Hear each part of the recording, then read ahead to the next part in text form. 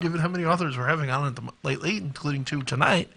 You should check out Audible, audibletrial.com/paranormally. You get one free audiobook. There are tens of thousands of choices, fiction, nonfiction, horror, fantasy, sci-fi, self-help, just about everything under the sun. All of Brian's books are on there. Carrie Vaughn's books that we had on a while back's on there. Dacre Stoker's books are on there. Yep. It's a great source. Cancel any time. It's $15 a month if you want to keep it. You get a free audiobook every month. Well, you get an audiobook for the $15, I should say, every month. On top of that free one, if you decide to cancel, any audiobooks you've already gotten are yours to keep for good. But without further ado, let's get into our 2 guests. So we are joined by 2 great friends of the show and excellent authors of fiction themselves, Patrick Thomas and John French. We're going to pick on John French, and I'll let him introduce himself again. Yes. Okay. Hi, Kevin. How you guys doing? Good. We're good. Good. I'm John French. I am a recently retired crime scene investigator with the Baltimore Police Department. And it sounds like you're having technical problems again. Just a little bit. And it wouldn't be a radio show without a little bit of technical mishaps. Yeah. But other than that, you're coming in fine. So. And you guys hear us okay? As I said, I'm a recently retired crime scene investigator from the Baltimore Police Department. And I'm also a writer, mostly of crime fiction, also of fantasy, science fiction, pulp, and paranormal investigations. Nice. Yep. And that leads us to Patrick.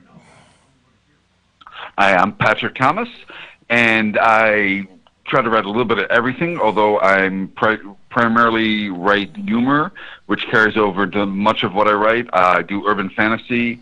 I do an advice column where people write in and ask Cthulhu for advice called Dear Cthulhu. I write the Mystic Investigator series, Carabelle, Hell's Detective, and Agent Carver of the Department of Mystic Affairs, which are all paranormal investigations, and of course Murphy's Law. And recently I've begun writing books for kids as Patrick T. Fitz, and those include the Undead Kid Diaries, the Babe Be Bear Mysteries, and the Ugaboos, which is for younger readers.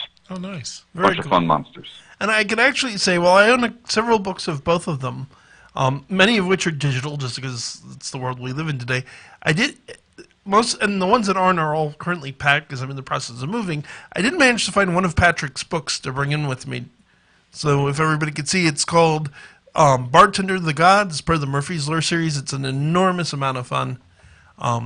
I've read a great deal that both of these guys have written. They're both fantastic writers. Yeah, I'm looking forward to checking it out. Yeah. So first of all, I think obviously the thing that needs to be said is, John, congratulations on your retirement. Yes. Thank you. Hopefully the criminals of Baltimore are not sleeping too soundly knowing you're not on the job, but... Well, he did his time, now he's done with crime. Yeah. But not done with writing, we hope. No. No. In fact, I just have a new book. It's available for pre-order from Amazon. Mm-hmm. It's called The Magic of Simon Toombs. It's sort of the Saint meets Harry Dresden, and he even has a semi-reformed demon assistant. Oh, nice. Ooh. Semi-reformed. We can't be too reformed. Although, I have to say, there's the one part of this book I dislike, and I'm sorry, John, it's the fact it's not out till May. Because the second year... Yes, well, if anybody finds me at one of the conventions I'm going to be on, I will have advanced copies. Oh, nice. What conventions are you? Any listeners from Baltimore can find me at the Parkville Collectors Corner on Free Comic Book Day. Okay, very good. And I actually have a book that came out this week, the latest 9th book in the Murphy series proper, The Mug Life. You don't choose it. You don't choose the mug life; it chooses you. And it's book 9 in the Murphy's Law series, and it came out on St. Patrick's Day. Oh, very nice. Appropriately enough. Oh, good. I do have something to pick up. I spend a lot of time sitting in a security shack for a job, so having something to read is appreciated. Yeah. So, what inspired you guys to first start writing together? Well, the funny thing John is, locked me in a room. Oh. I was in an anthology that was co-edited by Pat, and we met at the Balticon, and it turns out that he's got a character named Carver, who is a man who was possessed by a spiritual demon who forced him to commit multiple murders. I had a throwaway line in one of my Bianca Jones stories about a man who was possessed by a demon who forced him to commit multiple murders. And as we started talking, we decided this is the same demon. So it was only natural that we started writing stories together. It was supposed to be one story teaming Bianca Jones with Pat's character Negro for one of his Mystic Investigator books. Mm-hmm. That turned into a book of itself, and then my character, the Nightmare, teamed with some of his characters, and that turned into a book. And we've been writing together ever since. Oh, nice. The choice. I've read the Bianca Jones and Nurgle collections, and I've read the story in your more recent Bianca Jones book, teaming the Nightmare and Bianca together. A lot of fun. I also read the what is it, From the Shadows, the book that was a collection of the pulp era. Right, that's Yes. my character, the Nightmare, with Pat's character, Nemesis, and Pink Reaper. All of which are definitely interesting takes. I've enjoyed them. So I will say the one thing I've suggested to you guys before, to you I know at least, Patrick, before, I do stand by. Carver is definitely one of the more interesting characters, I think. I mean, at least for me, given what I do. Yes, I can understand that. But I still think it would personally be interesting to see a story where he either went up against the same serial that possessed him, or at least another serial. It is definitely in the realm of possibility. I have written the scene where Carver's about to go death row, and they actually exorcise the demon from him, but it's just a standalone chapter for something I haven't quite written, but it's one of those things that gets stuck in your head, and you have to write at least that much of it. But it turned out pretty good. It gives you a pretty good idea, and then actually, chronologically, it would probably go right into Rites of Passage after that. Makes sense. Which was the crossover between Carver and Bianca Jones, where they both get to go to the DMA Academy. Nice. And I Want You. And Bianca has a little trouble with Bianca has a little trouble with authority. Just a bit. But Carver has a lot little of trouble with authority. that. There is that. And they start out getting along badly. So you guys find writing short stories easier than longer fiction, or is it just like where the story goes?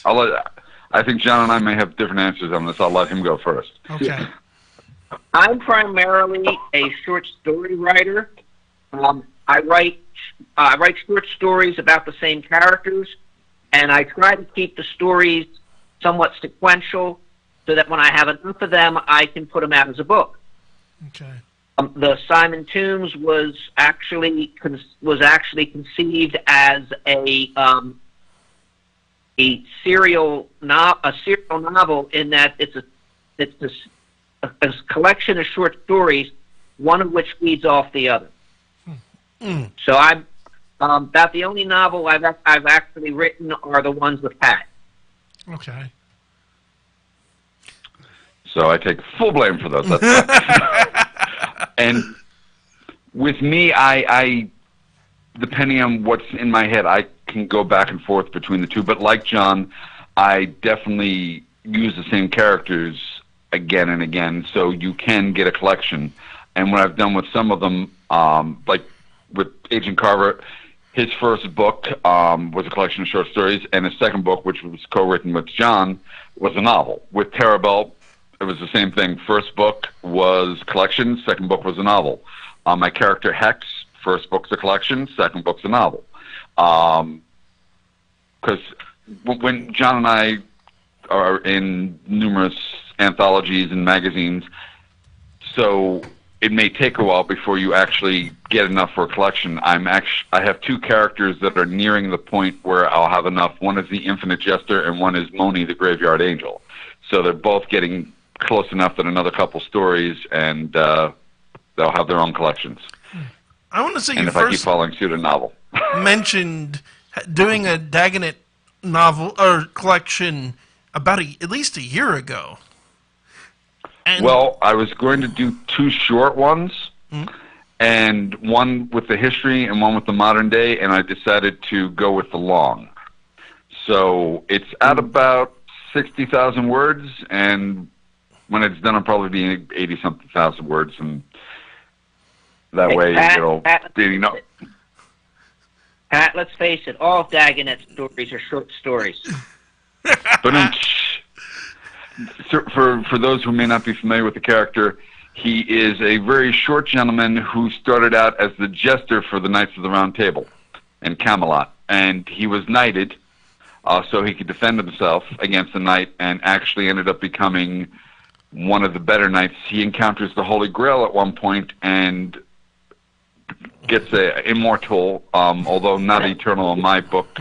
There's different things. So he does age ever so slowly, and he and several of the other knights of the Round Table are still around. As a matter of fact, in the anthology that John and I recently co-edited, Camelot 13, I have Dagonet reunited with several of the surviving members of the Round Table, and they go after the knight who basically performed a heinous act, which doesn't seem that big a deal, until you realize if he hadn't done it, Mordred wouldn't have won, and Camelot would still exist with all Arthur still alive today. the Camelot 13 book was actually a Christmas present for me.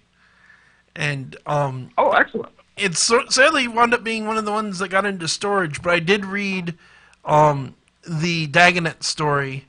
And I think I remember reading your story in there as well, John. And Yeah.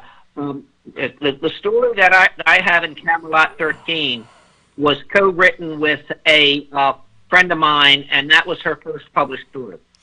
oh, good for her. Nice. And it was a Yeah. romance, which John is noted for. No, I don't write romance. My wife says I should write what I know. But I do want to say, on a personal note, and this is one of the things that draws me to a lot of Patrick's work, and in another way draws me to John's, is, Patrick, you do your homework on folklore. well, thank you. Case in point, for listeners who aren't aware, Dagonet is a character from Arthurian mythology. It's not, he actually is in the Morte d'Arthur. Because when I first read that character, that was the first thing that I went, it's like, this has to be original. It's like, wait, I need a, it's such a strange idea. And it's like, wow, really? Because, no, he really was a jester who was knighted to the Round Table. I did tweak the character. He tends to, in there, be messing around with several of the knights and messing with them and pretending to be other people. At one point, I believe it's with Sir Mark, he dresses as Lancelot with his helm to scare him off, because everyone's scared of Lancelot. I've made him a little bit more noble, and I've used other knights from there and just made some tweaks to him. Sir Marak, in the original legends was turned into a wolf. In mine, he's a werewolf. You know, it's a fairly simple change. Yeah. Yeah, it's not a big, but I it's not a like big change taking at all. what exists and making it my own. Like with Nemesis, who is in From the Shadows, and she's Terabel's boss in Fairy with a Gun and Fairy Rides the Lightning. In some legends, Nemesis is the mother of Helen of Troy, as well as Castor and Pollux. And in others, it's Leda, who, you know, the whole Swan episode with Zeus. And in my world, I managed to figure a way that it was both. That Nemesis actually was Leda, and so I managed to get both folklore to work together and actually make sense. I was to say, Which is fun when that can happen. Between Mallory and your versions of Dagonet, no disrespect to Mallory as an author, but I prefer your version of Dagonet. Particularly, I prefer thank you. your take on Lancelot. Okay. Yes, Dagonet does not have a high opinion of Lancelot. In his mind, he is largely responsible for the fall of Camelot. Yeah, I'd agree with him. He does not think highly of him because of that. And there is a throwaway line, because in a lot of the stories, Dagonet either starts out or ends up in jail throughout history. And at one point, he's telling somebody that he was, I believe it's in the Terrible book, that he was actually locked up in a famous London prison, which happened to be the same one that Thomas Mallory had been locked in at the time, and he was in the cell nearby him and told him all sorts of stories, which may or may not have formed the basis for some of what he wrote. So, nice. Did you do a couple of? I remember a comment in one of the stories about Hercules talking to the producers of one of the TV shows or movies. Well, he draws power from people knowing who he is, and I think it's actually more interesting the way I portrayed Thor. He is his daughter, Rudy, throughout a Valkyrie, is one of Terabel's partners, and Thor plays a large part in the Terabel novel. He gets framed for murder in Valhalla, but while they're out doing karaoke, because Thor loves karaoke, you know, who doesn't? A guy comes over who's a huge fan of the Marvel comics and Marvel movies, and traditionally Thor has red hair. And when this guy comes over, his red hair gets blonde highlights in it because of this guy's version of him. Because in this world, for instance, sometimes belief limits what the gods can do. Poor Cupid we on have Valentine's Eros, Day. or Cupid, who on Valentine's Day can only appear as a baby in a diaper. You know, he can't appear as an adult or anything else, so he hides that day because he doesn't want to be in public because it's embarrassing. Yeah, and Pat, by your logic, Thor should be most powerful on Thursday. He should be the most powerful of. When he's He thirsty. should be most or powerful Thursday. on Thursday. Yeah, it's his day. Yep. Yeah. That actually makes perfect sense. And Odin would be most powerful on Wednesday. Yep. At his most powerful. I was also going to say, John, it's a little different for you because while you don't always do quite the research on the folklore, it's again you're an actual you just retired from being an actual crime scene investigator, so you know the police work. Right. It's what you've done for your life. It adds a level to the stories that are really quite cool. Yeah. Although I try to mix. I like it when I can mix science with magic. I think it's In a my good book, combination. Yeah. In my book, Monsters Among Us, I've weaponized DNA. That's interesting. How does that work? Well, if we're talking about, you know, how the story is, if you know somebody's true name, you have power over them. Mm-hmm. How much more power would you have if you actually have a sample of their DNA, which is their true self? Which makes sense also when you consider the realities of, look at a lot of classic magic, you know, what they call sympathetic magic, the most famous example being the voodoo doll. To make a voodoo doll work, You need nail clippings. You need hair. Basically you need some kind of genetic material. Yeah. Right. So, it makes DNA is the ultimate. Yeah. It's the code that makes you you. I agree with you absolutely. Right. It is sort. And actually, Yeah, go ahead. oh, go ahead. No, go ahead. I was going to say a thought for a story, John, and I may have to do just popped to mind. What happens if you're using that kind of magic, and the person happens to be an identical twin? Genetic material would be the same for both of them.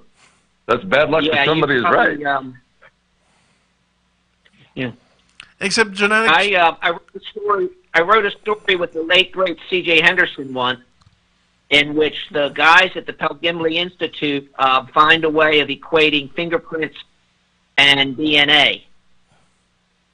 If you knew one, you could predict the other. The only problem is it happened on the experiment happened on March 14th, and things did not go well. Things never go well at Pelgimley on Pi Day. Oh, Pi Day. Yeah. Like, why March 14th? And it's like, oh, because Pi Day. Yeah, 314. Yeah. Love work. Always fun talking to fellow geeks, and it's like, yep, Pi Day. I should have thought of that. I want to give the phone number. Yes, since we're up on the first half hour. So, folks, if you'd like to call in and have a question for Patrick or John or both of them, 609-807-2492, 609-807-2492.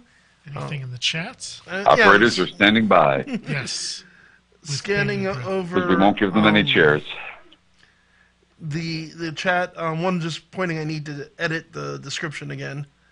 And some interesting comments about the Lancelot Guinevere thing. And so I wonder, is Lancelot to blame, or was Arthur an inattentive husband? Ooh. I think that depends a lot Or on both. the version. Yeah.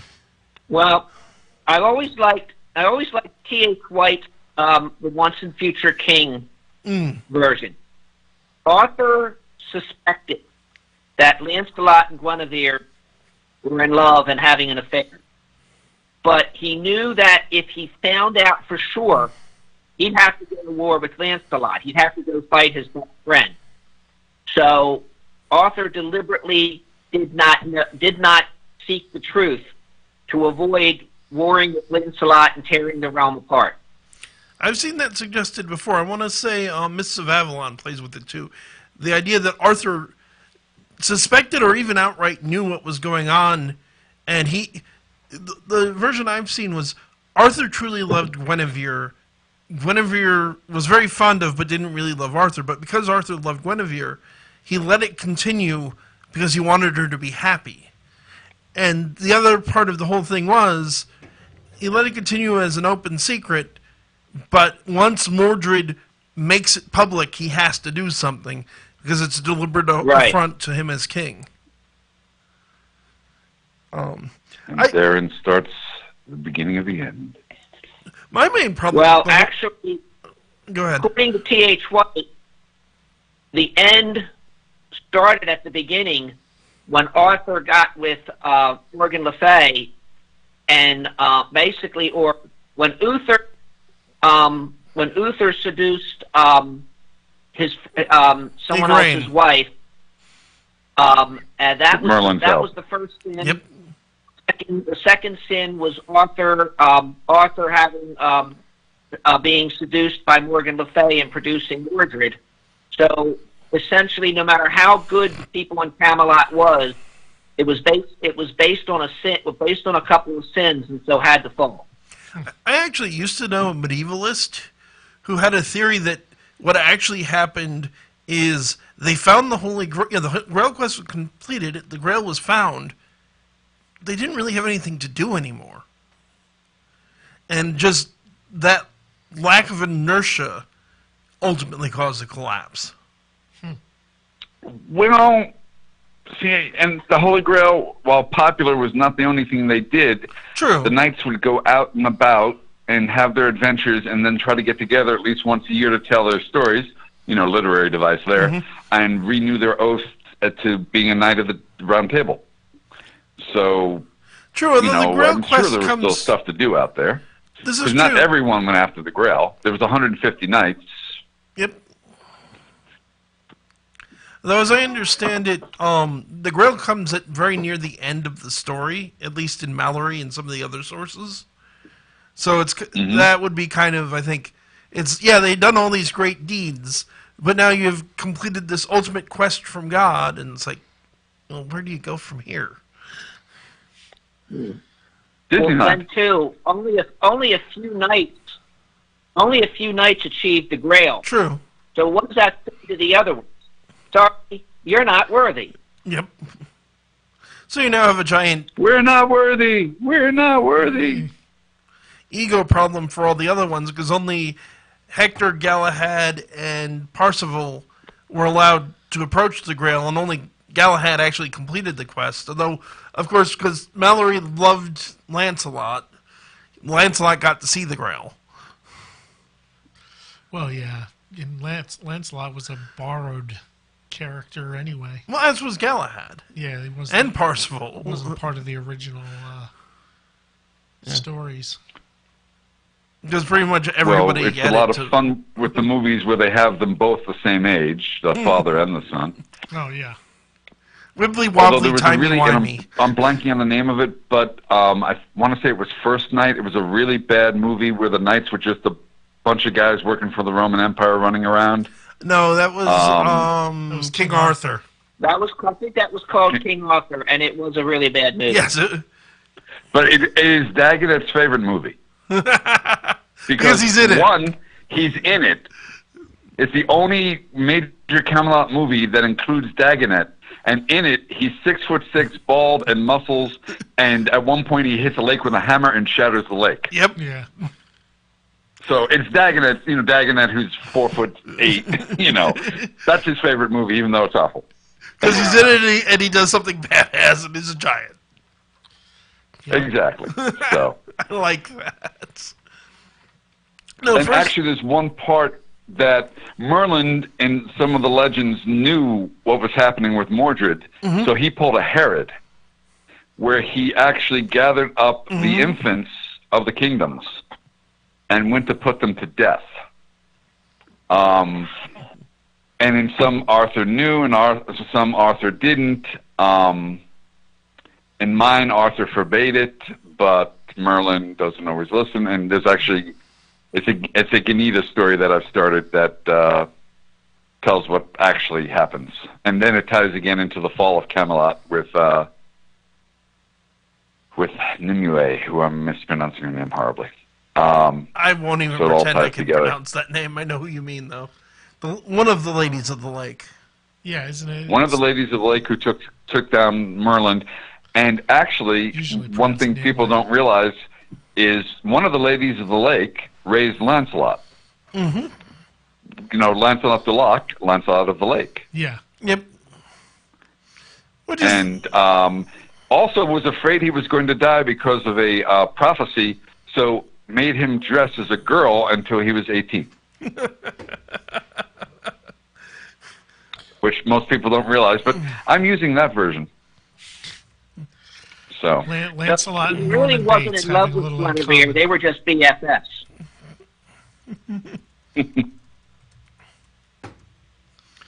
but it's Arthurian legend is just screwed up. Let's be honest. Yeah, I really wish my friend Francine were here. Be able to chime in on this. She's a medieval scholar. Oh, very nice. We should have her on sometime. see, She's too shy. She doesn't want to be on the show. That's usually been her reason for not coming on. have her be on the phone. That way she doesn't have to be seen. Just talk. Yeah, I should do that. Yeah. Or I'm going to have her write something out, and I'll just be her by proxy. I think start with trying to get. It's like you just you call in. You don't have to be on there. You're nice and anonymous. I mean, heck, I used to be a shy kid who got horrible stage fright. I mean, one of my first performances, I literally ran off the stage, and that was a choral performance when I was on stage with like 50 other people. Yeah.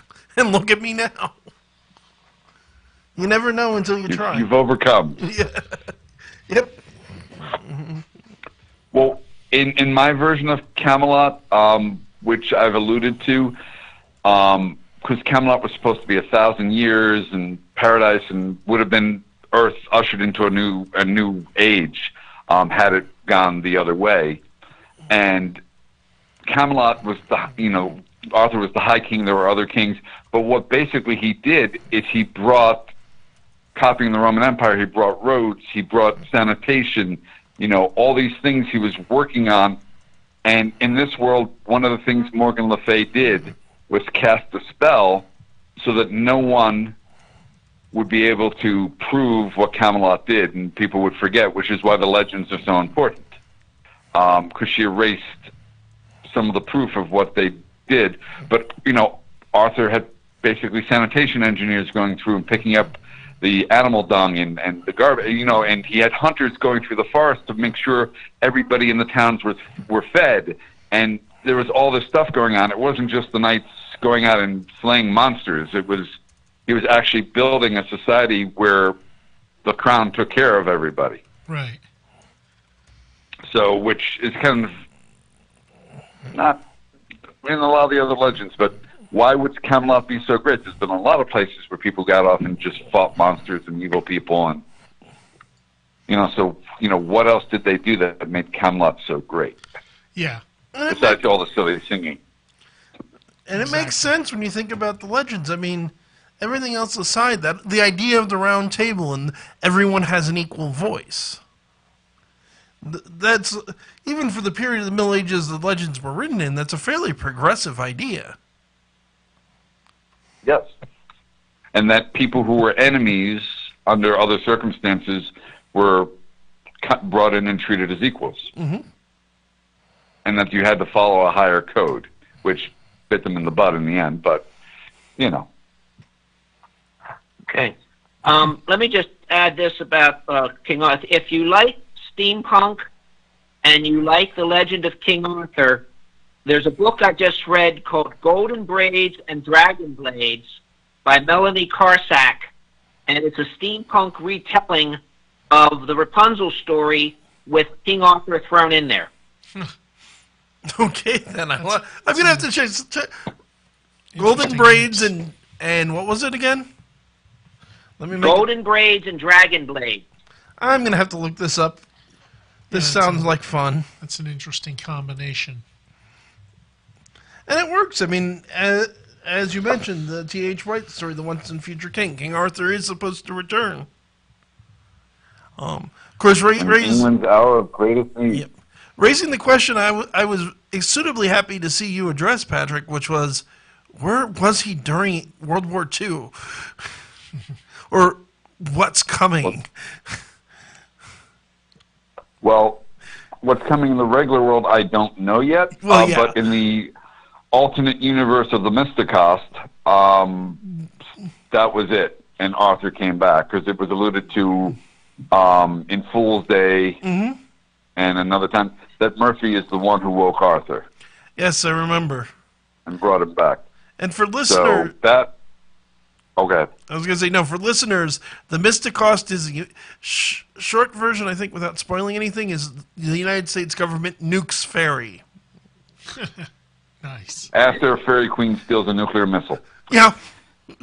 And without ruining anything, because it's the subject of some stories in a book from an alternate future, basically it destroys the world fairy, which is a living world, and the magic gets dark and twisted and starts coming back on the earth along with refugees from fairy. So things that haven't had enough magic to be in the open for centuries are now coming out, and it's even making good people dark. So not a good time. No. We are going to get more stories from that, right? Soon, hopefully. Actually, there is one with Terabel in Mug Life. Very nice. Set in the Mysticost. And there's, of course, a regular day, and there's a big thing about that not being part of Terabel's current continuity, just so people didn't get confused. I got you. Because, so we have, there are 3 stories so far that have been written. There's the Terabel one, there's the one with Uncle Sam, and there is one with 2 Daymore in Louisiana. who are among the refugees. And that one had appeared in a Badass Fairy anthology, and there's a anthology, or a collection I've been working on for Murphy's Law for quite some time. It'll probably be a few years before it's done, but it's called Tales. The original Murphy's Law book was called Tales from Bullfinch's Pub. This is Tales, as in the wagging kind of tales. So this would be Tales from Bullfinch's Pub. Instead of stories, wagging tales type thing. So there's a Monkey King story, there's a story with an Adaro, which appeared in Bartender of the Gods, and Fairy Rides the Lightning, which are mermaids that swim in rainbows. Which is a cool concept. It's a real mythological concept, which I'm surprised no one else but me seems to have done anything with. But it's a nice, fun E.T. kind of thing, with the Adaro instead of E.T. And that one is done, and I'm trying to remember. The Coyote one started. I knew there had to be a coyote in there somewhere. Yeah. So it'll be a lot of fun when it's done. But again, it's a matter of finding time to write everything that's in your ideal list. Yeah, I've noticed. Which fortunately will keep me busy for a long time. Following Bullfinches as long as I have, there are so many ideas. It's like, okay, he's going to do something with this eventually. But we read. Well, that's the nice thing about having so many books plotted out is I can foreshadow. Yeah. So and it's fun to watch. That is a lot of fun because I know it's going to go on, 3 books down the line. Yeah.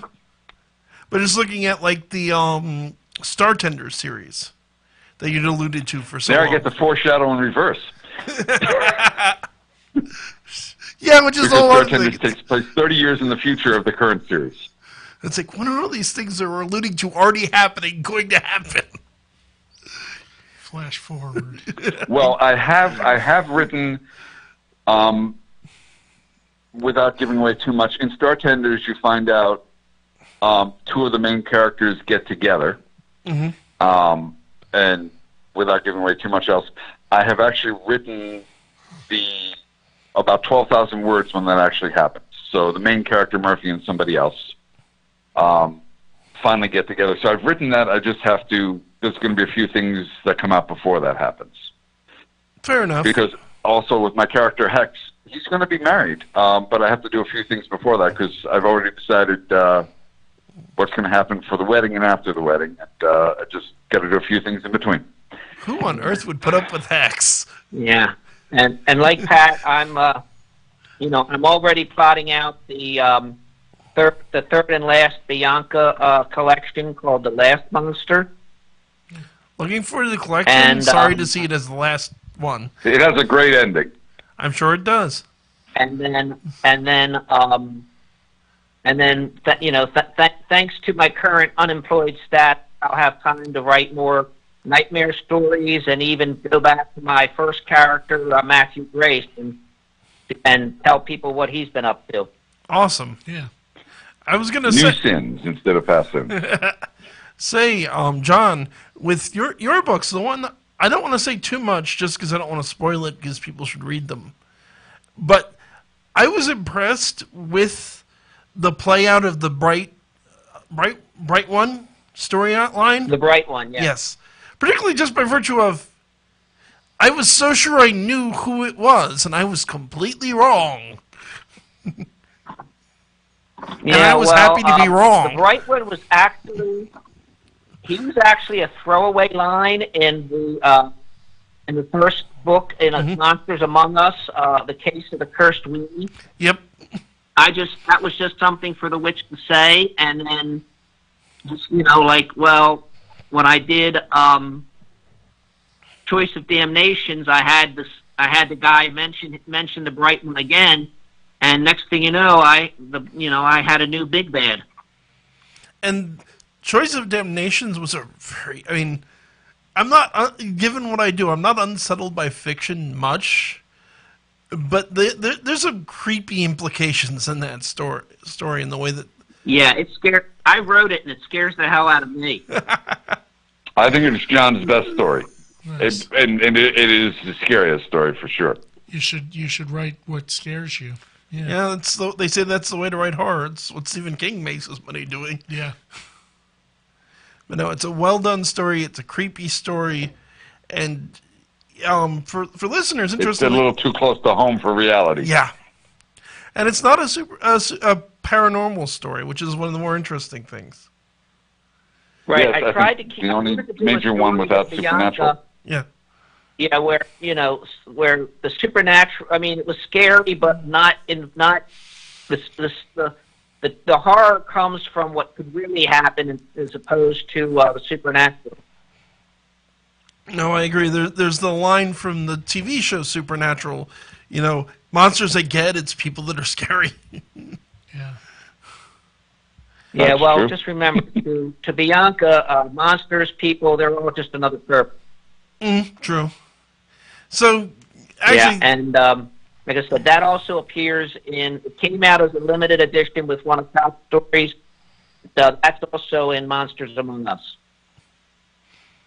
good. Something everybody listen. If you're listening and you want something good to read, you got a whole selection from both of these guys. I suggest hit Amazon. That's my If you personal can, recommendation. the Murphy's I Law would like- series is actually under a series banner now. Oh, awesome. The first story in Monsters Among Us was actually inspired by something that happened at work. I had a case. It was after a double blizzard in Baltimore, Mm-hmm.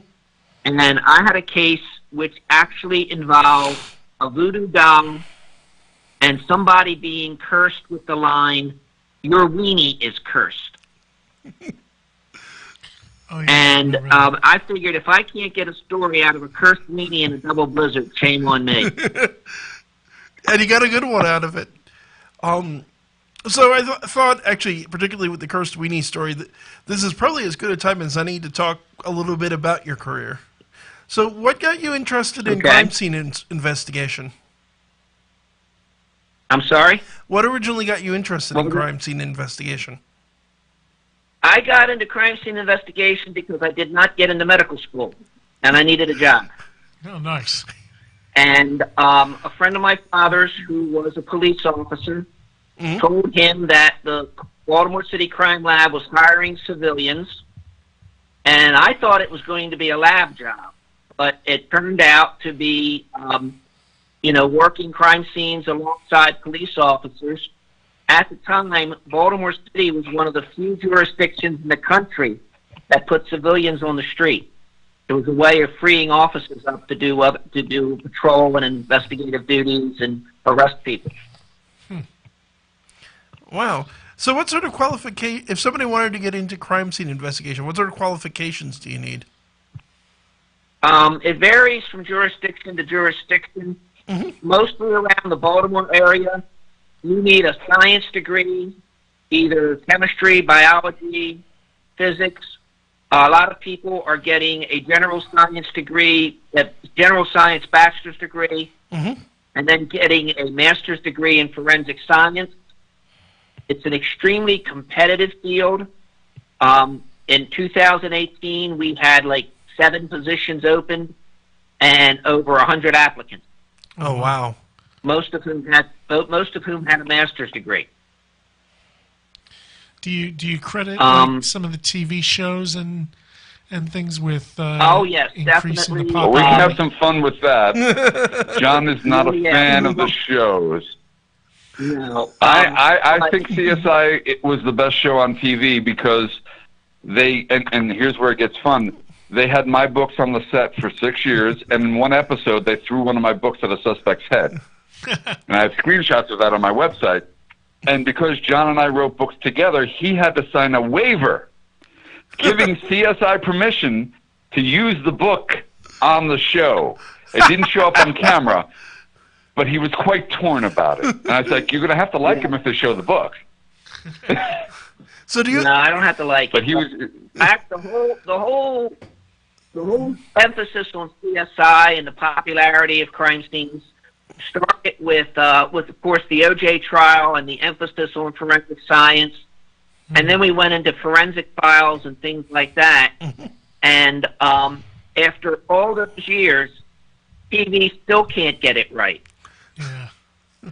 Yeah, I've been watching the new show FBI, and it's not a bad show, but I usually scream at the television a couple times each episode. I'll bet. I'll say honestly, in my experience, anyone, if they make a TV show about what you do, and this is certainly true for me as a paranormal investigator, there's always they always screw it up, but it's just like, oh, God, yeah, no, I don't think it doesn't work that way. Right. I don't think most of the time they show writers the right way either. I would not think so. Yeah, Jessica. Well, it depends how much they Fletcher was listen to their experts. Kevin,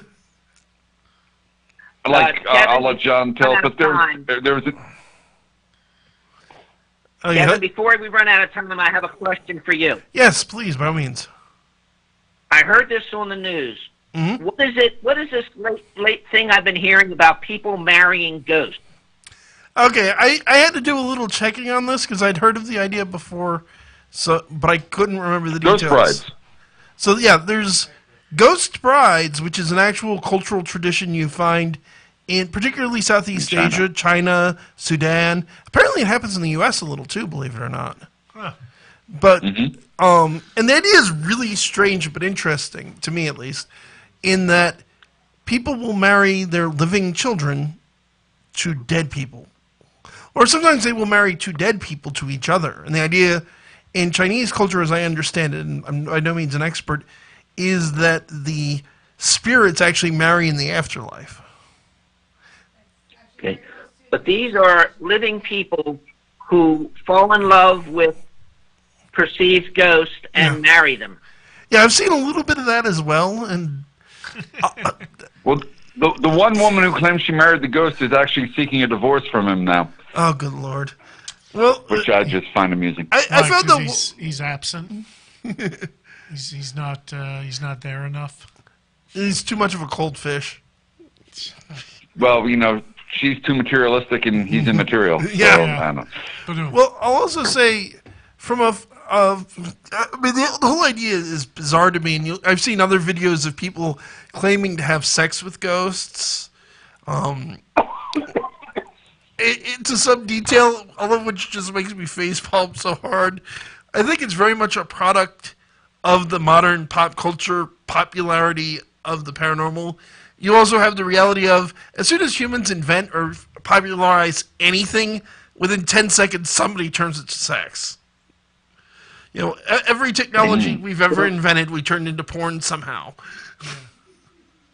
Well, Kevin, this probably opens up a new line of work for you. Get ordained online, and you can marry people to ghosts. I am actually already ordained online. there you go. You can There you can go. marry them. Like, and you can Steve do wants to marry supernatural- Marie Antoinette, Cleopatra. Go for the biggies first. Supernatural marriage counseling. But isn't Cleopatra... There you go. There's one problem with that idea, Patrick. Marrying Cleopatra, how can you marry her? She's so busy being reincarnated. Hasn't everyone in the world been Cleopatra in a past life? No. Yeah, but you're catching her in between lives. So, it's cool. It's an old joke. It's like, I don't know who I was in a past life except that I was Cleopatra because everybody was Cleopatra in a past life. Everybody, yeah. Back from the 60s when it first started becoming popular. I will point out that there are actually, because humans are strange, there are legends of people having sex with spirits going back a very long time. Oh yeah, succubi. Incubus and succubi. Incubi, succubi, vampires. Yep. Nocturnal emissions were blamed on that. Yep. Yes. It's also a convenient excuse a lot of the times for infidelity. And Unwanted pregnancy. yep. And unfortunately, the reality is some horrible things have come out of it too, because particularly even as recently as the early 20th century, there were people that declared that their child or even their wife or husband was actually a fairy, or at least partly fairy, and killed them. Yes. And actually, there are places where, I believe Ireland was one of them, where you could actually, by claiming that and killing them, you could get off of murder. Yeah.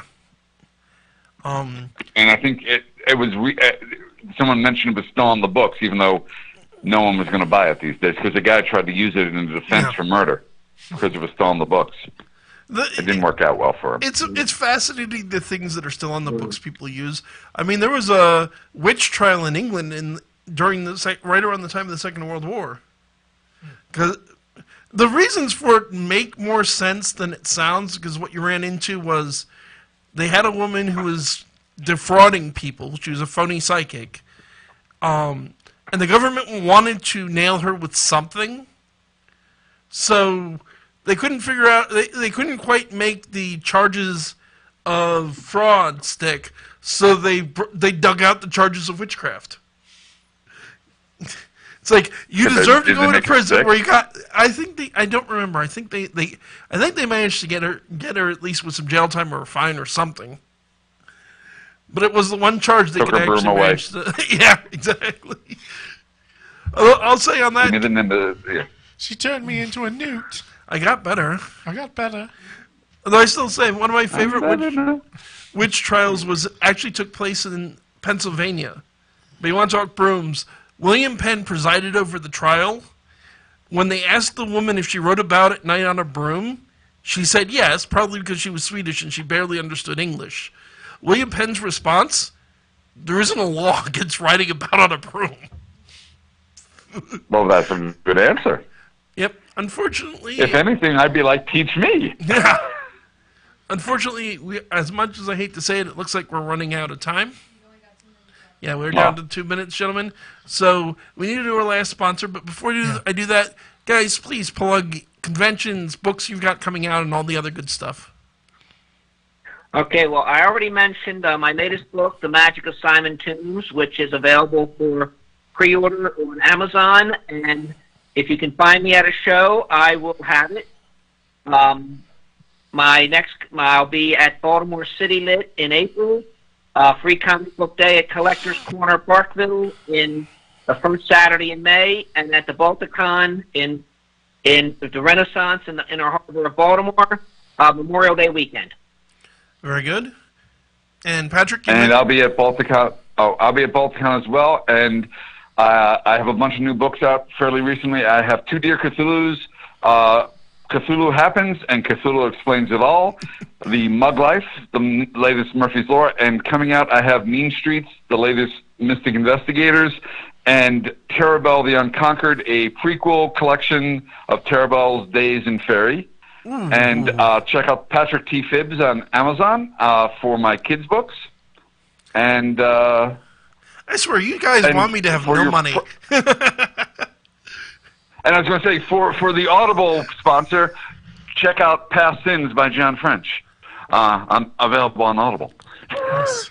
Very good. I was just trying to see if either of you had anything up there before the show to plug specifically. And or Lucky 13. We both have a story in that one. Yeah. Awesome. In part of the Cadwolf 13 series, Lucky 13 is available on Audible.com. Okay, folks. Yes, which has stories from both of us, and check out Canlaw 13, which John and I co-edited. It's a good collection of short stories. So we do need to plug our last sponsor and then wrap up so the next show can come in. So, folks, those of you out there who are using the internet, which is probably pretty much all of you, although maybe somebody's watching it on their friend's laptop, something like that, I don't know. There might be one Amish guy somehow who's listening to us. But at any rate, for the rest of you other than the one Amish guy, and we love you, Amish guy, internet security is a big issue these days. You have hackers, you have people trying to steal your credit card. A really good solution for internet security is what's called the Virtual Private Network, or a VPN. And a really good option for that is NordVPN. What happens with the VPN is you sign into the VPN and then you use the VPN to surf the internet, which means you have all the encryption you normally would have going between you and the VPN, and then you have a military-grade encryption from there into the rest of the internet. Yeah. It's incredibly secure. They're not going to get into your stuff. This also gives you an advantage in the fact that it makes you harder to follow. It also means that if you're in a country like, say, China that isn't so friendly with restricting where you can go on the internet, you can get around that. And while we don't advocate this per se, if you happen to be on a school network that restricts certain websites, you can get around that too, which sometimes is legitimate because sometimes they get a little overzealous with the ban hammer for certain sites, and it's like, wait, I'm not trying to blow something up. I'm trying to do research for my news, my paper for class or something like that. The prices are very affordable. I think it's like $20 a month or something. Less than that. Less than $20 a month.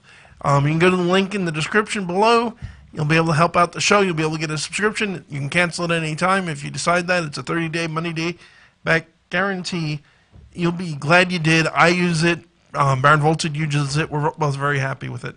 But that's going to do it for tonight. Just to keep in mind, next week, that will be the 28th, we're going to be having Source the Skeptic of the YouTube channel Source the Skeptic on. We're going to be chatting on medical woo and skepticism and, of course, atheism. Should be a very fun, interesting debate, despite the fact that we have clearly differing views given I'm a believer and a religious person.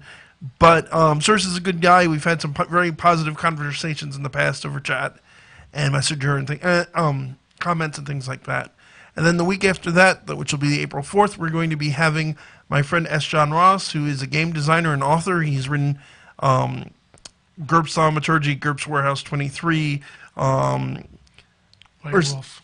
A bunch of things for White Wolf, for Sia, Grave of Heroes, a ton of other things. He's a very nice guy. He's done a lot of RPG work over the years, a lot of it paranormal, some of it not, and we're looking forward to speaking with him. But that's going to do it for tonight. This is Kevin Mears saying good night and God bless. Brian McKinley saying keep your fangs sharp. And wherever he is, I'm sure Baron is saying avoid lightning rods. Good night, everybody. Hey, guys. Good night. Thanks, Kevin. Thanks for coming on. You guys were a blast to have on, as always.